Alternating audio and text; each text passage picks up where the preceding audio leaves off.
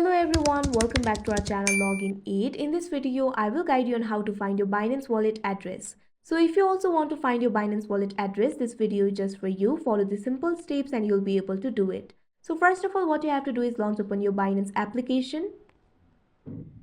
Wait for it to load. Make sure you're logged into your wallet.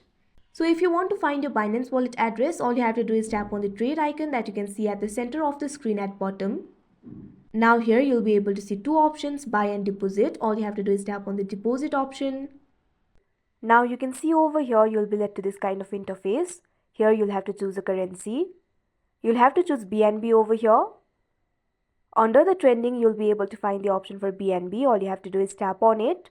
If you do not find the option for BNB over here, you can also search for it. Simply tap on the search bar. Now type in BNB. Now BNB option will appear. All you have to do is tap on it. Now you'll have to choose the network. Simply tap on the network of your choice. After that, you'll be able to see your Binance wallet address. But since my account is not verified, I'm not being able to see the address over here. But you'll be able to see a QR code and also wallet address. Copy that address and paste it.